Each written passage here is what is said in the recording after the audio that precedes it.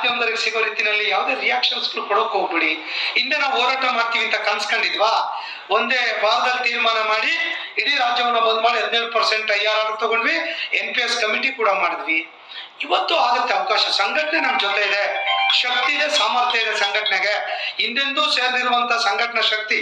ಮುಖ್ಯಮಂತ್ರಿಗಳು ನೋಡಿ ಏನಂದ್ರು, ಓ ಇದೊಳ್ಳೆ ಸಂಘಟನೆ ಅಂದ್ರು. ಸಾಕು, ನಮ್ಮ ನೌಕರಿಗೆ ಅರ್ಥ ಆಗಿದೆ, ನಾವೆಲ್ಲ ಸಂಘಟಿತರಾಗಿದ್ದೀವಿ, ಸಾಕು. ಮುಂದಿನ ದಿನಗಳಲ್ಲಿ ಸರ್ಕಾರಗಳು ಒಳ್ಳೆ ನಿರ್ಧಾರವನ್ನ ತೆಗೆದುಕೊಳ್ಳಿಲ್ಲ ಅಂದ್ರೆ ಮಾತುಕತೆ ಮಾಡ್ತೀವಿ.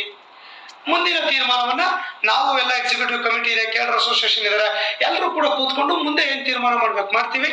ಬಹುಶಃ ಈ ಒಂದು ಸಮ್ಯ ಏನು ಕೋಡ್ ಆಫ್ ಕಂಡಕ್ಟ್ ಒಳಗೆ ಮಾಡಬೇಕು ಅನ್ನುವಂಥದ್ದು ಆಗ್ರಹ ಈ ಮಾಧ್ಯಮದ ಮೂಲಕ ಹೇಳ್ತೇನೆ. ಒಂದು ವೇಳೆ ಆಗ್ಲಿಲ್ಲ ಅಂದ್ರೆ ಅನಿವಾರ್ಯವಾಗಿ ನಮ್ಮ ತೀರ್ಮಾನವನ್ನು ತೆಗೆದುಕೊಳ್ಬೇಕಾಗ್ತದೆ ಅನ್ನೋದನ್ನು ಕೂಡ ಈ ಮಾಧ್ಯಮದ ಮುಖಾಂತರ ಹೇಳಿಕ್ ಬಯಸ್ತೇನೆ. ನೌಕರರು ಕೂಡ ಅಷ್ಟೇ, ಯಾರು ಆತಂಕಕ್ಕೊಳಗಾಗ್ಬೇಡಿ, ಯಾರು ಗೊಂದಲಕ್ಕೊಳಗಾಗ್ಬೇಡಿ. ನಿಮ್ ಜೊತೆ ಸಂಘಟನೆ ಇದೆ. ನನಗೆ ಬಹಳ ಜನ ನೆನೆ ಫೋನ್ ಎಲ್ಲ ಸ್ಟ್ರೈಕ್ ಮಾಡ್ಬಿಡಿ ಸರ್, ತಗೊಳ್ಳಿ ಸರ್, ಇಲ್ಲೇ ಅನೌನ್ಸ್ ಮಾಡಿ ಸರ್. ನನಗೆಲ್ಲ ಗೊತ್ತಿದೆ, ಯಾವಾಗ ಸ್ಟ್ರೈಕ್ ಮಾಡ್ಬೇಕು, ಯಾವಾಗ ಏನ್ ಮಾಡ್ಬೇಕು ಎಲ್ಲದೂ ಗೊತ್ತಿದೆ.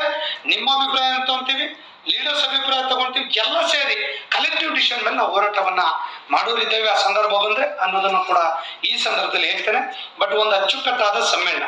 ಬಹುಶಃ ನಾನು ಮಾಧ್ಯಮದವರಿಗೆ ಹೇಳಿಕೆ ಬಯಸ್ತೇನೆ, ಇಡೀ ರಾಜ್ಯದ ಯಾವುದೇ ಪತ್ರಿಕೆಗಳಲ್ಲಿ ಬಹುಶಃ ನೀವೇನೇನೇನು ಹೇಳ್ತಿದ್ರು ಗೊತ್ತಿಗ್ತಿಲ್ಲ, ಪತ್ರಿಕೆಗಳಲ್ಲಿ ಒಂದು ವರದಿ ತಿಳಿಸಿ.